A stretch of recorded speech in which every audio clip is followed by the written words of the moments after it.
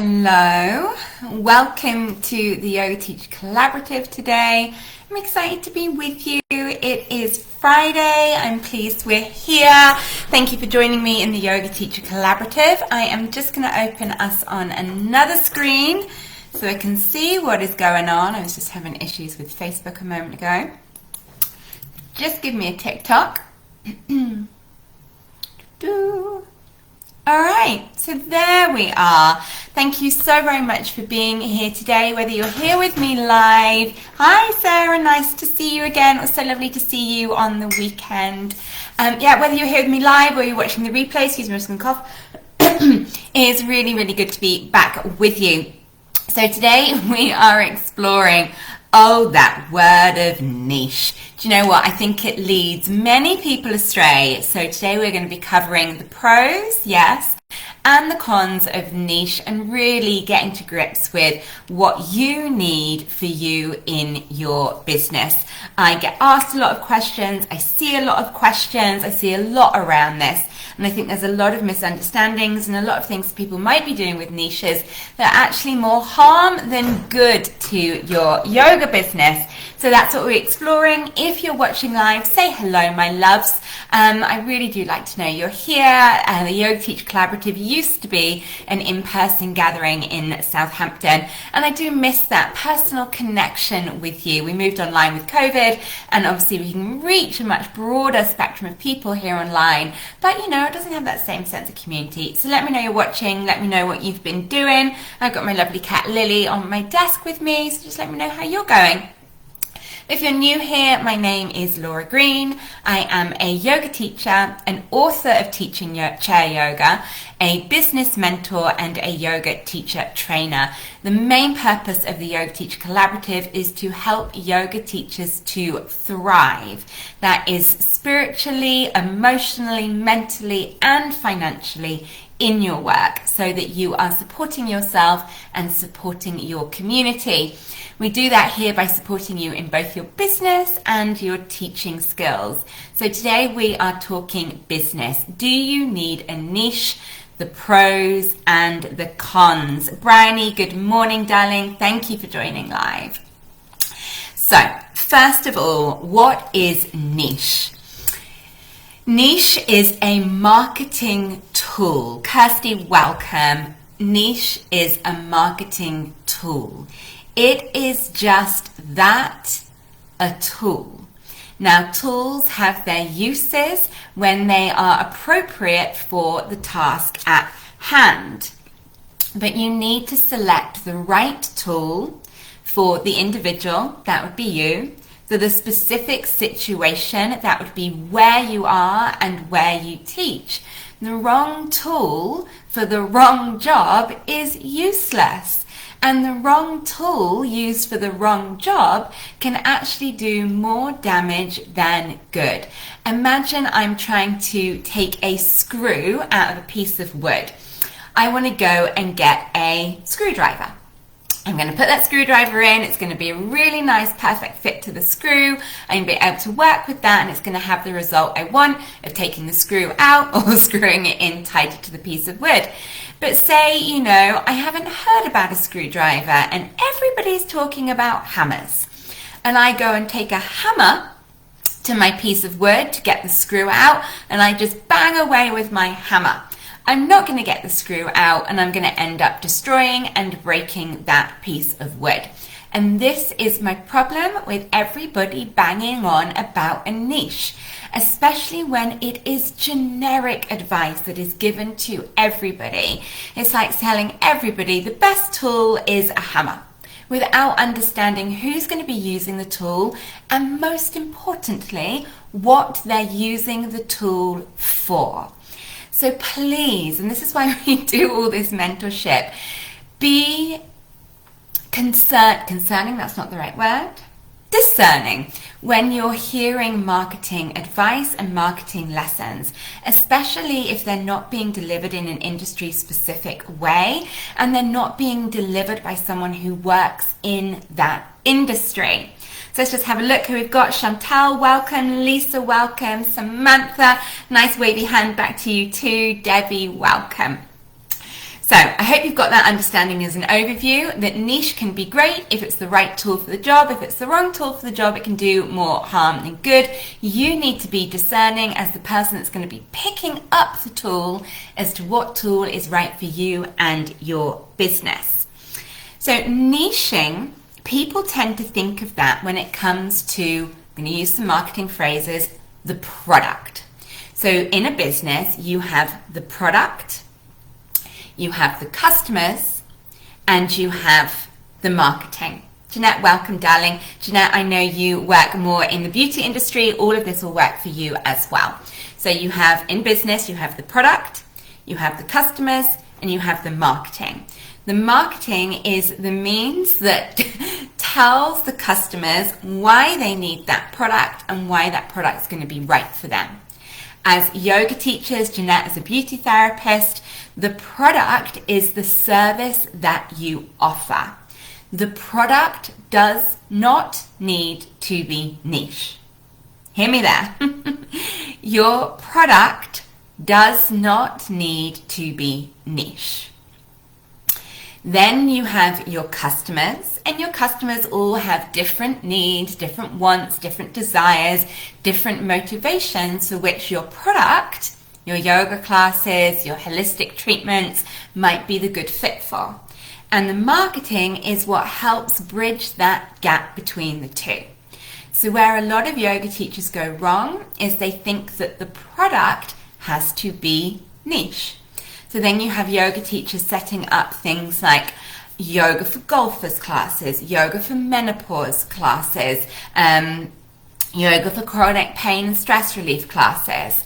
All of those classes are great, but you don't have to be drawn too far down into just one product. Okay, so you can have many different products, many different services. Let's expand that to beauty therapy. You don't, well, you do sometimes, but if you go to a beauty salon, they're not going to be in there going, we just tint eyebrows. We don't do your eyelashes, we don't do nails, we just tint eyebrows.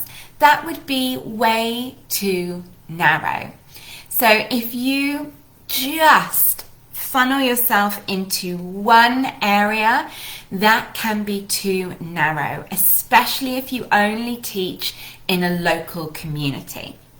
So say, let's take menopause for instance. Say you teach online and all you do is menopause and you are the best at what you do and you have this huge reputation, like Davina McCall has a reputation for helping people with menopause, then absolutely you're working in a massive pool of online and then that niche can work. But most of us here are community yoga teachers. So just selecting one product is too narrow for us.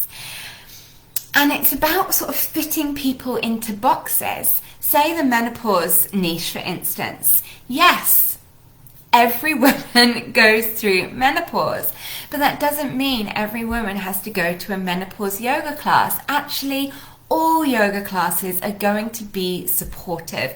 All yoga classes are going to give a woman going through menopause time to connect with their breath, time to listen to their body, time to understand the needs of their body, trying to introspect. Yes, you might do that more bespokely in a menopause class, but trust in yoga, because it might be that a woman going through menopause doesn't want to go to a menopause class. They've got a whole other host of needs aside from just being menopausal. Menopausal workshops can be really good, but you don't have to narrow yourself into a niche, whatever other people say. What is important about a niche is not the product, not the service. I just do eyebrows, I just do yoga for relaxation. It's not that. What's important is the marketing. So I'm going to give you an example here. I have a service, a product called the Yoga Warriors. This is four yoga sessions a week online for 30 minutes. There is no niche there. The 4 classes a week of 30 minutes are suitable for all. And in those classes, we cover everything. This morning, we just did a really chilled out pillow restorative yoga class. Earlier in the week, we did a yoga mythology class exploring the lessons of Hanuman. At the beginning half of the week, we just did a really strong athletic class. The time before, we did a shoulder opener. So there's no niche there. We cover everything. And that's one of the great wonders of yoga, is it's so broad. But when I come to market it, I can pick a different target audience each month to market the Yoga Warriors to. Because saying Yoga Warriors, great yoga for everybody, doesn't attract anyone. When we market, we're talking to a person's individual needs. Oh, my computer's just done something funny. Hope that's still working. So when I'm marketing the Yoga Warriors, what kind of groups of people might a short 30-minute session 4 times a week be great for? It can be really good for mums. So especially in the school holidays, I'll often do a marketing campaign targeting the niche of mums, saying keep your sanity through the summer holidays with just 30 minutes of yoga for you 3 to 4 times a week. So I will address the specific needs of that niche, mums, and help them see why the Yoga Warriors is answering those specific needs. I don't change the Yoga Warriors, I just change who and how I'm talking to somebody in the marketing. Another time, I might take that same product, the Yoga Warriors, and now market it for a different niche, say yoga teachers. Are you struggling to fit in your own practice? Are you finding it hard to get fresh inspiration every week for your classes? Join the Yoga Warriors, fit in 4 sessions a week, 30 minutes a time. Every session is different, giving you oodles of inspiration for your own classes. The product has remained the same, the Yoga Warriors. Just the people I'm talking to, I've tweaked each time so that I'm broadening who I'm reaching, not narrowing who I'm reaching. And this is the problem with niche, when you overly narrow who you are reaching. So again, taking the Yoga Warriors as an example, another month I might market that to busy working professionals who are struggling to fit in their spiritual development, their meditation, their time for themselves, and their exercise. I could market that by saying, are you struggling to look after your mental, spiritual, and emotional needs, as well as fitting in your busy full-time job? The Yoga Warriors could be your solution, with meditation, breath work, and spirituality and exercise all in one space. So again, I'm hoping you can see that the product has remained the same. I'm communicating to a different subgroup of people who have different needs. I'm helping them see why the product answers their needs. And by talking to different niches each time, I am broadening my audience. So, yoga classes in person. Let's get offline.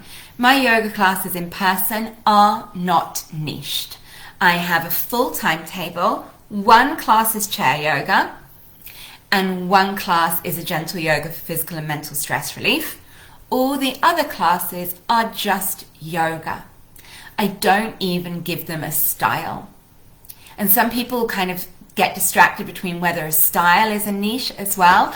I don't even give them a style, because yoga is a broad tool, and I really believe we all need all of it.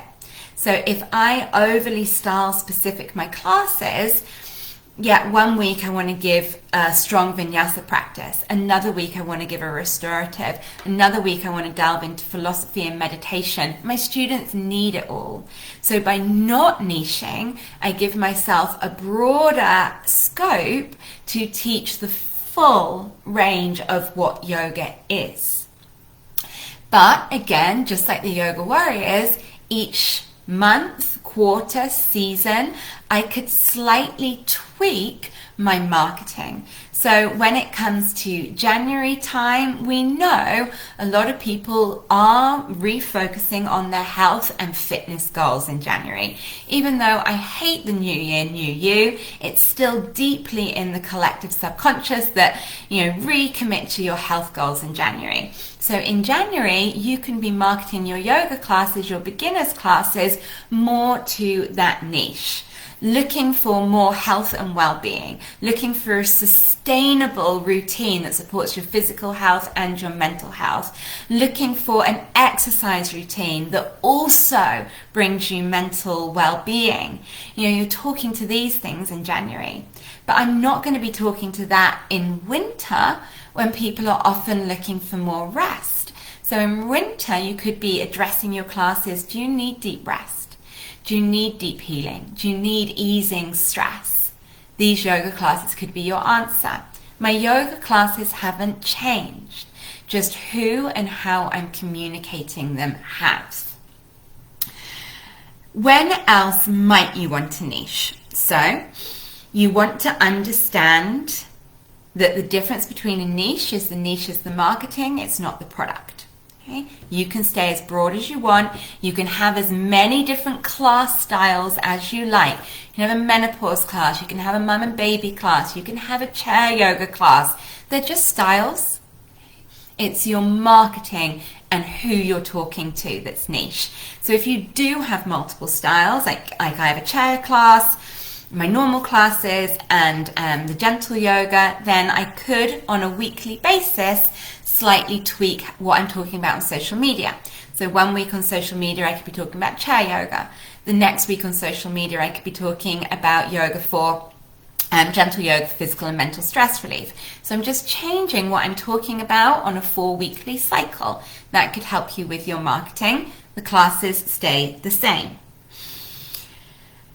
The only time I think it is nice to have a niche when it comes to your product is if you really only have one passion and you don't even want to help anybody else.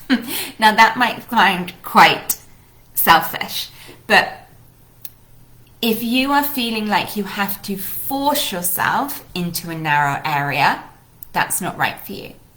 Whereas if you naturally are so passionate about only one thing that everything else feels like a distraction of your time, then you might want to niche both your product and your marketing. So an example of this is my business mentorship. I only business mentor yoga teachers. I get all sorts of other self-employed people asking me to mentor them, and the answer is always no. I get asked by beauty therapists, I get asked by massage therapists, I get asked by a variety of holistic business people if they can do my mentorship program, and the answer is always no, because I don't want to. And if that is you, if you're like, I don't want to work with anything else but this niche, then go for it. But if you're feeling like marketing pressure is forcing you to narrow yourself, don't. So when it comes to my teaching, I cover everything. When it comes to business mentorship, I only help yoga teachers. And that's my choice. So what would I love you to think about instead of niche? I would love people to get that word entirely out of their brain and instead use the word the gap. Now it might feel like semantics, but it's different. The gap. If you live in an area where you think yoga is saturated, then it can be really helpful to look for the gap, because trust me, nowhere is yoga actually saturated.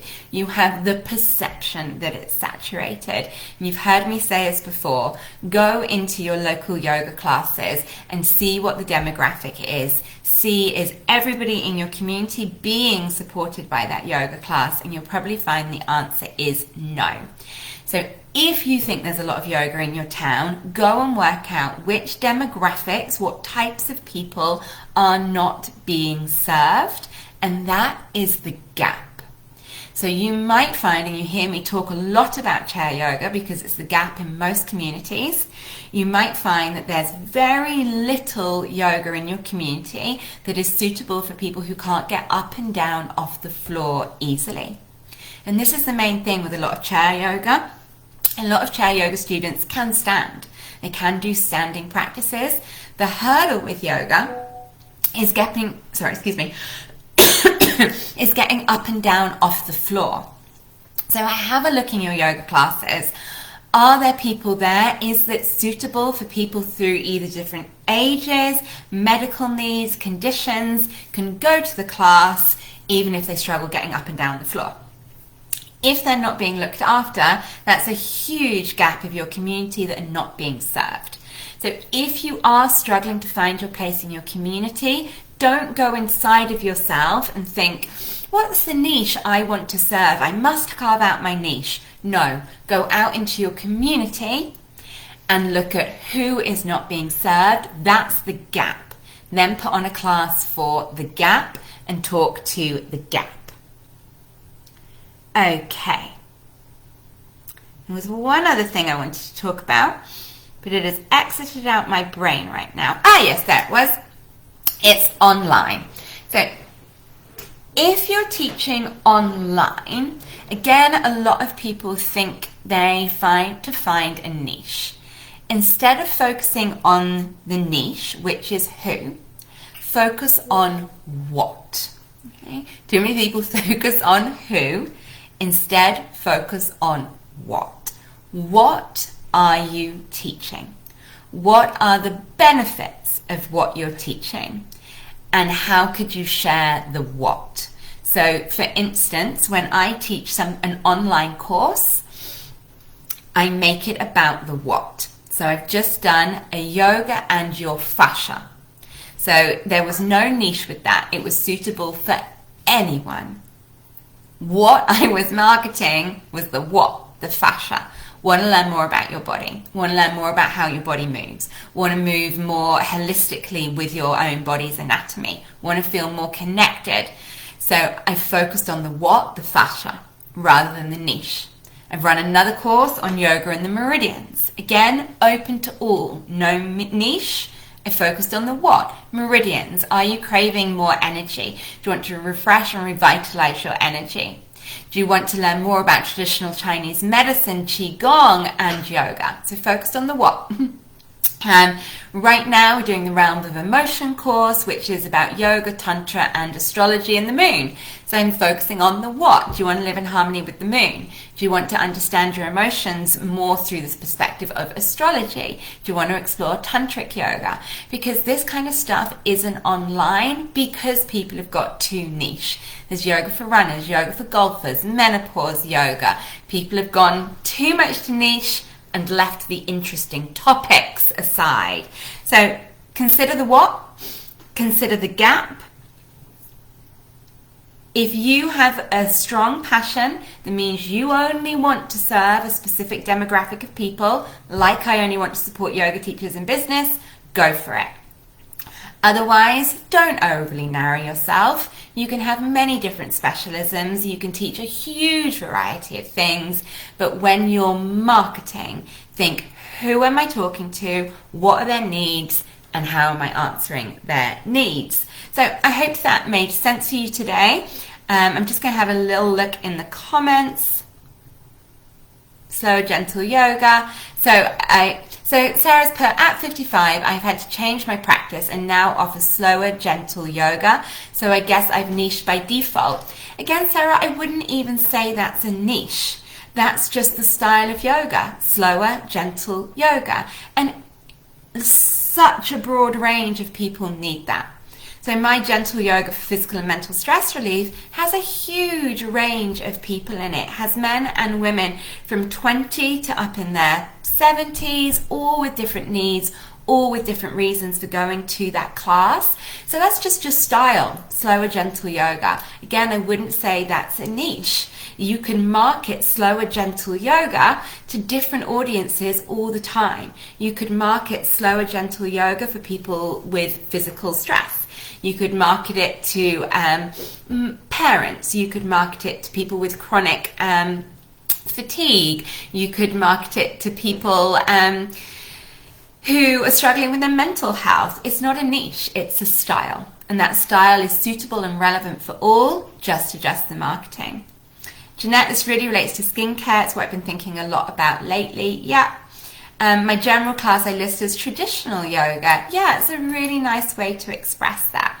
Okay, any questions as they pop up, just put them in the comments, my loves, and I will check back in later.